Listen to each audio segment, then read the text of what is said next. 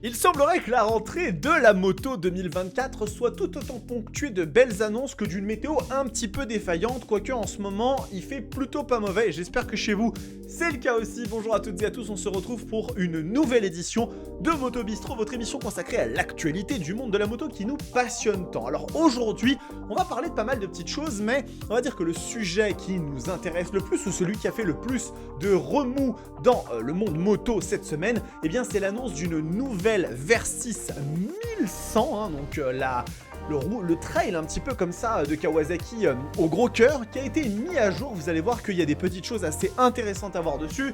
On va également parler d'une Honda CBR 1000 RR full carbone, hein, une machine extrêmement limitée en exemplaires. Et vous allez voir que la France ne s'en est pas trop mal sortie. Et puis nous parlerons également d'une machine française de 750 cm3 qui est un peu en ce moment en train de faire parler d'elle. Bref. Si vous ne connaissez pas cette chaîne, nous faisons des essais de moto, mais aussi des guides d'achat, des tops et puis des vidéos d'actualité bien évidemment. Donc n'hésitez pas à vous abonner, c'est un énorme soutien que vous pouvez apporter. Petit like, petit commentaire. Et aussi, si vous souhaitez voir ce genre de vidéo un petit peu en live, vous avez une chaîne Twitch dédiée qui s'appelle Roadsters TV. C'est très facile à retenir, dans laquelle on peut échanger, discuter et on traite des choses un petit peu différentes aussi. Ça m'arrive de jouer à des jeux vidéo, de faire du sport, donc ça permet de découvrir un petit peu mon monde si ça vous intéresse. Alors, nous allons commencer ce Moto Bistro en parlant d'une machine qui a pas mal fait parler d'elle, pour ainsi dire. Il s'agit de la toute nouvelle Mash FR 750, machine d'un constructeur qui est français à la base, Mash, et du coup cette moto permet à ce constructeur de rentrer dans la catégorie des 750 cm3 et donc dans le bal des roadsters mid-size entrée de gamme. Donc on a des tests qui ont commencé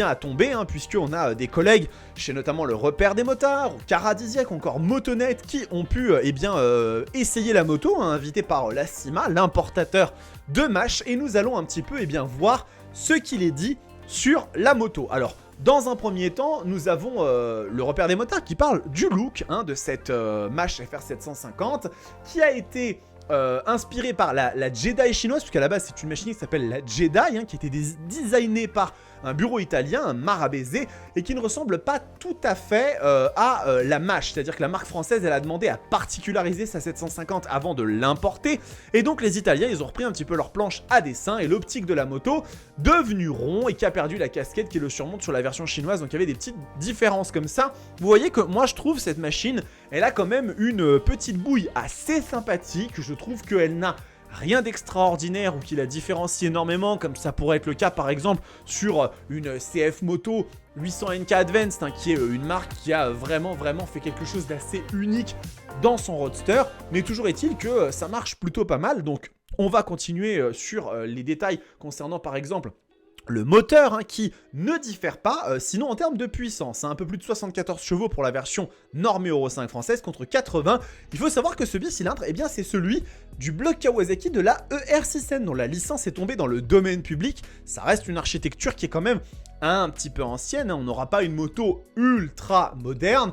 Et vu qu'il n'est pas commandé par une poignée ride-by-wire, pas plus que bridé par un anti-patinage ou assaisonné par des maps moteurs. Alors bon, vous me direz dans les commentaires, parce que ça m'intéresse beaucoup. Ici, le Repère des motards se fend d'un commentaire qui m'a un petit peu intéressé et qui m'a interpellé. C'est de dire que finalement, les modes moteurs, ça ne sert pas à 95% des motards. C'est quelque chose avec lequel j'ai beaucoup de mal à comprendre d'où vient cette assertion.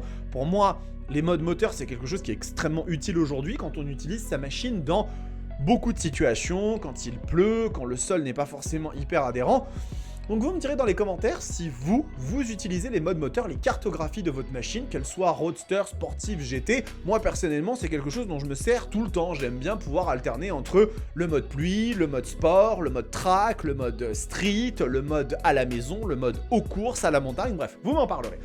Continuons avec cette petite Mash FR 750 où Caradisiac nous dit encore une fois que la Mash FR 750 accueille avec un petit tableau de bord TFT de 5 pouces que vous voyez, il est quand même relativement joli ce tableau de bord. Je trouve même qu'on voit ici dans le contacteur quelque chose qui ressemble un petit peu à du métal. Je sais pas si ça l'est ou pas, j'ai pas eu l'occasion de voir la moto en vrai, mais je trouve que le résultat est quand même plutôt sympa, donc pour le coup je suis assez satisfait.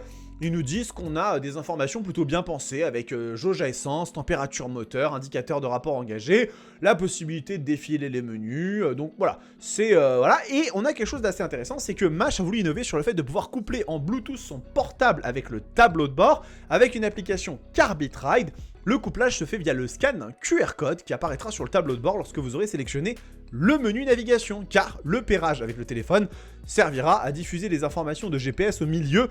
Donc ça, c'est quelque chose qu'on voit assez régulièrement, hein. Il n'y a pas véritablement de sujet là-dessus, c'est quelque chose qu'on a l'habitude sur ce genre de machine. Donc voilà, et effectivement, on nous dit dans le chat de ce live qu'aujourd'hui, il y a beaucoup de réglages qu'on peut faire, et les faire depuis le smartphone, c'est quand même beaucoup plus pratique que depuis les Komodo, et ça, je suis assez d'accord là-dessus, puisque effectivement, vous savez que, notamment maintenant sur les MT-09, vous pouvez même régler les modes de conduite et les assistances directement depuis votre téléphone, et charger les cartographies directement sur votre moto. Ça, je trouve que c'est assez cool. Parlons maintenant un petit peu de rouler avec cette moto, puisque, encore une fois, nous avons Caradisiac qui parle de la machine en disant que sur la route, elle préfère y aller tranquillement. Donc, les motos ont été fait un petit peu chauffer, ils sont sortis de la zone industrielle, ils ont attaqué les petites routes de campagne avec des courbes. Tout de suite, on peut se rendre compte que le moteur a du répondant dès les premières torsions de la poignée de gaz, quelque chose qui était quand même assez caractéristique du bouilleur qu'on pouvait retrouver sur la ER6N. Et la Z650 qui est un petit peu plus lisse. Je pense que peut-être qu'on a une architecture un petit peu plus brute de décoffrage. Quand on monte dans les tours, le moteur s'essouffle un petit peu, mais quand on évolue principalement sur route, 74 chevaux de la machine sont amplement suffisants. Bon, faut cravacher le moteur si on veut un peu de sensation, mais le bicylindre ne fera jamais peur. La partie cycle maintenant, les suspensions Kayaba de cette machine, couplées à du Pirelli en GLGT, quand même, c'est pas rien du tout, ça reste des éléments qui sont bons, qui sont haut de gamme, et bien, font un super travail. La fourche et l'amortisseur filtrent tout de manière qu'aucun mouvement parasite ne vienne perturber la conduite, et le choix de la monture pneumatique, très bonne, ils remplissent bien leur mission, à savoir être des bons pneus routiers qui chauffent vite. Mash a voulu donner le comportement le plus neutre possible à sa moto, afin d'en attirer les jeunes permis dans sa cible. Donc on peut voir que, a priori, on est sur une moto qui est quand même relativement simple, cette Mash FR750, mais qui a quand même de belles qualités pour elle. Alors, pour conclure ici sur les essais qui ont été faits, on a Motonet qui nous a donné ici les points forts et les points faibles. Il souligne du côté positif que la machine a un moteur qui est péchu et disponible, une partie cycle équilibrée, ça semble corroborer ce que Caradisiac dit, et une dotation de série qui est assez pléthorique. Je rappelle que la machine est équipée de freins Brembo, ce qui n'est quand même pas rien. Et dans les points faibles, on a des vibrations et injections à canaliser, une sécheresse de l'amortisseur et une concurrence établie et en promo. Alors ça, pour le coup, je serais pas tout à fait d'accord avec ce que disent Motonet, puisque la FR750, c'est une machine qui n'est quand même pas à un tarif si élevé que ça, et je pense qu'au contraire, elle peut véritablement avoir une pertinence, puisque regardez, la machine est à 6 999 € actuellement, 7 000 €. Ce sont des tarifs qui sont quand même extrêmement intéressants, La plupart des concurrentes sont au-dessus. Donc, je pense quand même qu'il y a une petite cartouche et un petit truc à jouer pour cette petite FR750. Gageons que la CIMA fera un bon travail d'importation de la machine et saura la promouvoir, et qu'elle trouvera son public, ce qui permettra à Mash de continuer peut-être à se développer, alors qu'à la base, ils étaient quand même plutôt sur des catégories de cylindrés un petit peu plus modestes. Eh bien, nous souhaitons longue vie à cette FR750. On le répétera jamais assez, la concurrence, ça a toujours du bon, ne serait-ce que pour obliger un petit peu les grands constructeurs à revoir leur position et à savoir évoluer. Bon, maintenant, on va pas parler de constructeurs qui doivent faire leurs preuves. Là, on va parler du plus gros constructeur moto du monde. J'ai nommé Honda. Et Honda, eh bien, c'est un constructeur qui a su s'imposer sur énormément de segments. Ils sont d'ailleurs présents partout. Ils savent faire du trail, du roadster, de la moto trail aventureuse avec l'Africa Twin. Et il y a un segment aussi où Honda ont beaucoup évolué dans les dernières années. Il s'agit de l'hypersportivité, puisque vous n'êtes peut-être pas sans le savoir, mais la CBR 1000 RR Fireblade, elle a toujours été appelée comme ça, eh bien ça n'a jamais vraiment été l'hypersportive la plus radicale, la plus puissante, la plus efficace, la plus incisive. C'était par contre un excellent compromis et une machine du quotidien fantastique. Vraiment, par rapport aux autres hypersportives qui devenaient de plus en plus pointues, la CBR 1000 RR Fireblade, c'était vraiment une excellente moto, à cet égard une hyper sport de route. Sauf que, il y a quelques années, 3-4 ans, Honda ont pété un câble. Honda ont pété un câble. Et ils ont décidé de créer un monstre absolu, une machine qui allait tout simplement redéfinir les codes de l'industrie en ce qui concerne l'hypersportivité. J'ai pas d'autres termes à vous donner. Cette machine, c'est la CBR 1000RR. Donc encore une fois, le nom ne change absolument pas. Qui est, eh bien aujourd'hui, l'une des hypersports les plus performantes, les plus puissantes, les plus radicales et les mieux dotées de toute l'industrie. Vous l'avez juste ici, hein, on voit même qu'en termes de gueule et d'apparence, on est vraiment sur quelque chose de beaucoup plus énervé, hein, ni plus ni moins. Hein. On est vraiment sur une machine de course taillée pour la course, hein, c'est comme ça qu'ils la définissent. Et on va dire que l'appellation Total Control, qu'ils ont toujours été extrêmement friands, l'ont mis un peu à la poubelle. On a pris un 4 cylindres en ligne, on lui a mis 217 chevaux, autant d'assistance électronique qu'on pouvait caser dans la machine, et on en a fait un véritable monstre. Aujourd'hui, la CBR 1000RR Fireblade fait partie des hypersports les plus puissantes de la production.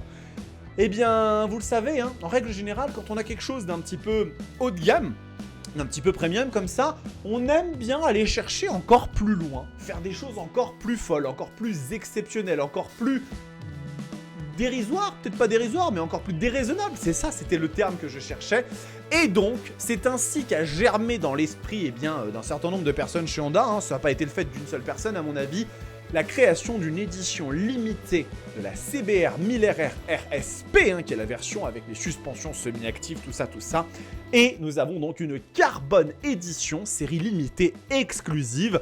Je reprends le communiqué de presse de Media Connect où Honda est fier d'annoncer la sortie de la CBR 1000RR Fireblade SP Carbon Edition, une version exceptionnelle de sa légendaire Superbike. Et là, je tiens à attirer votre attention sur la ligne suivante, limitée à 300 exemplaires dans le monde, dont 70 réservés à la France. Je ne sais pas si vous vous rendez compte que 25% de l'allocation de cette machine est réservée à notre pays.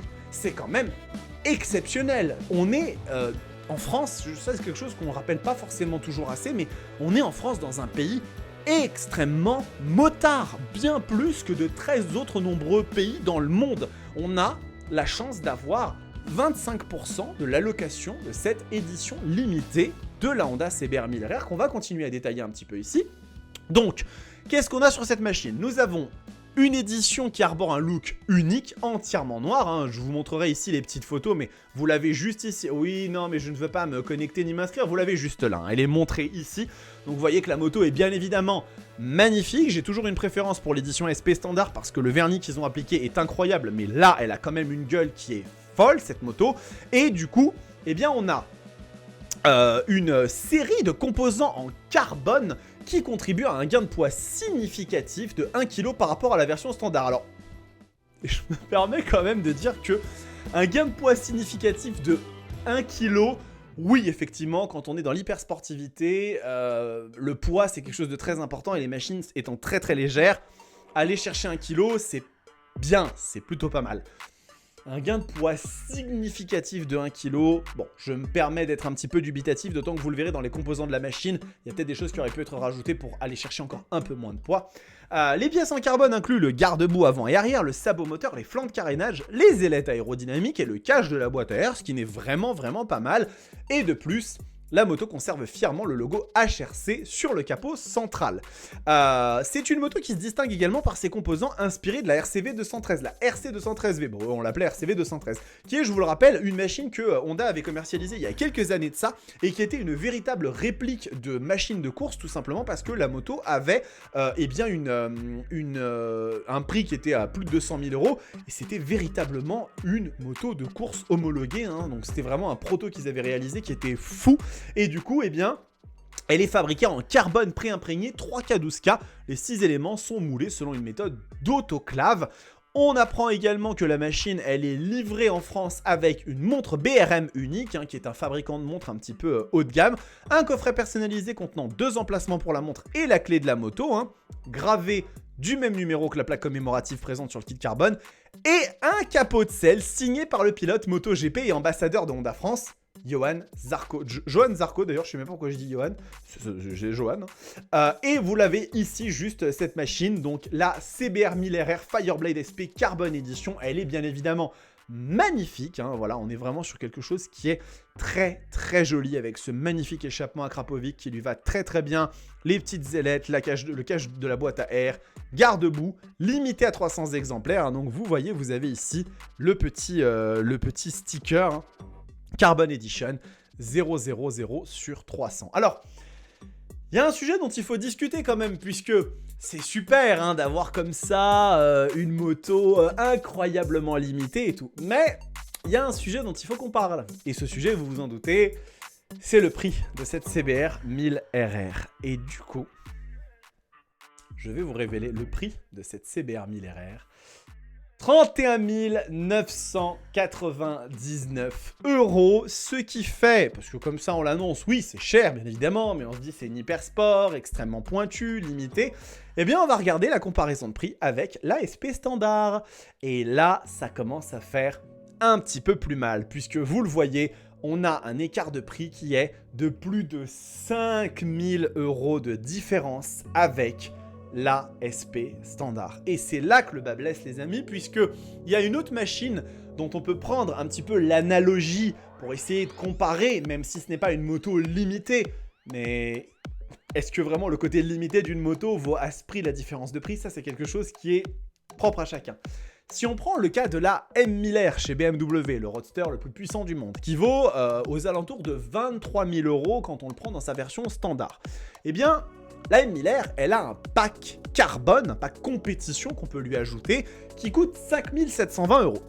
Et dans ce pack, vous avez non seulement un ensemble de pièces en carbone, hein, qui allège un petit peu la machine, hein, comme c'est le cas pour la Fireblade, vous avez également ce qu'on appelle le billet pack, c'est un ensemble de pièces fraisées en aluminium un petit peu plus noble et premium, donc ça fait déjà pas mal, mais surtout, vous avez 2 roues de jantes en carbone, et ça coûte une fortune.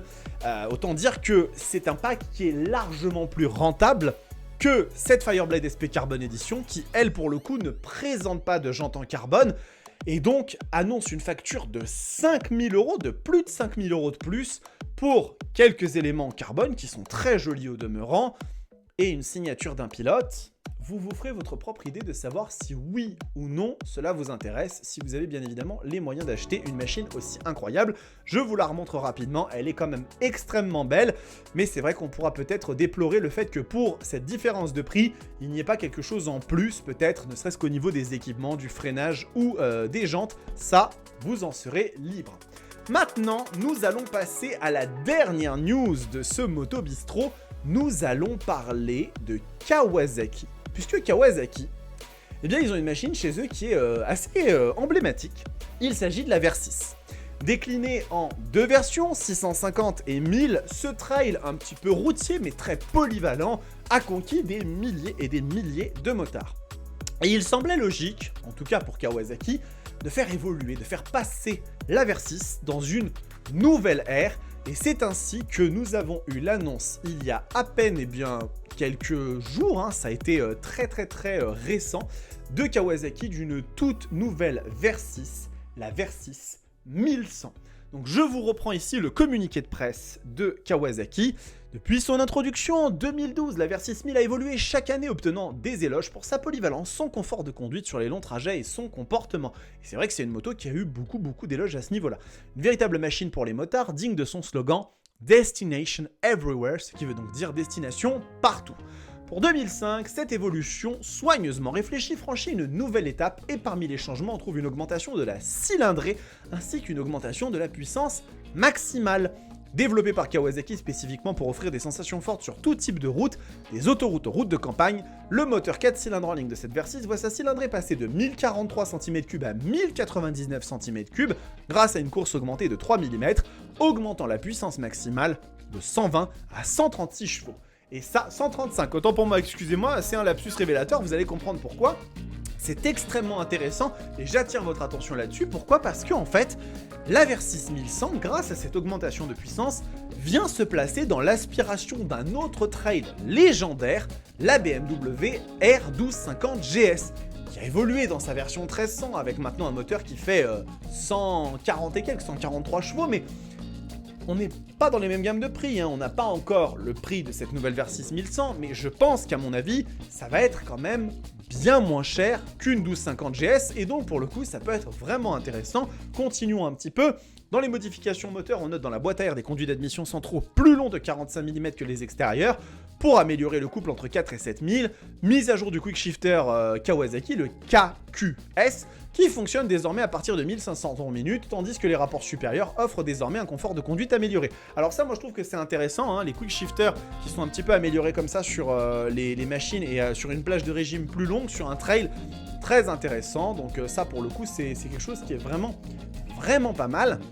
Et du coup, si on continue un petit peu sur le communiqué de presse, on a une multitude d'aides au pilotage avec du contrôle de motricité, des modes de puissance moteur, suspension Showa, gestion électronique sur le modèle SE, feu de virage appelé corner light, régulateur de vitesse, poignée chauffante et d'autres éléments tels qu'un port USB-C de série. Donc si on vient un petit peu voir cette 1100S, on peut voir qu'elle est quand même plutôt bien dotée, avec une bouille qui reste toujours assez chouette selon moi. On est vraiment sur un modèle qui a conquis beaucoup de motards, de coloris, soit le gris métallique graphite avec du noir métallique Diablo ou le blanc pearl robotique et le noir métallique Diablo. Cette édition, je la trouve très belle. Et vous remarquerez que en fait, il y a pas mal de constructeurs qui cette année adoptent des coloris avec du blanc, du doré et du noir, comme c'est le cas chez Aprilia, avec les nouvelles couleurs de la Tuono et de la RS-V4. Donc c'est très chouette. Regardez ici, on a quelques photos, quelques images de cette nouvelle Versys 1100 hein, qui est véritablement un énorme best-seller chez Kawasaki. Donc très intéressant. Alors pour le moment, nous n'avons pas forcément plus d'informations concernant cette nouvelle édition du trail routier de la marque Dakashi. Bien évidemment, si j'ai des news, et je la filmerai très probablement à l'ECMA, hein, elle y sera présente à mon avis, eh bien je vous en dirai un peu plus, peut-être notamment au niveau du prix, on aura des idées déjà sur ce sujet-là. Donc voilà, c'est un petit peu les news que je pouvais vous apporter aujourd'hui, j'espère qu'elles vous ont plu, n'hésitez pas à me dire ce que vous en pensez dans les commentaires. Donnez-moi votre opinion sur cette Mash FR750, est-ce que ce serait une machine qui pourrait vous séduire? Est-ce que cette CBR 1000RR Carbon Edition vaut son prix selon vous? Et qu'est-ce que vous pensez de cette nouvelle Versys 1100? J'attends avec impatience vos commentaires là-dessus. Et en attendant les amis, je vous retrouve très bientôt pour beaucoup d'autres vidéos sur la chaîne. Vous avez beaucoup de choses en ce moment qui se passent, avec beaucoup de contenu, donc n'hésitez pas à aller un petit peu consulter et zioter tout ça. Et en attendant, prenez soin de vous, kiffez vos bécanes. Ciao!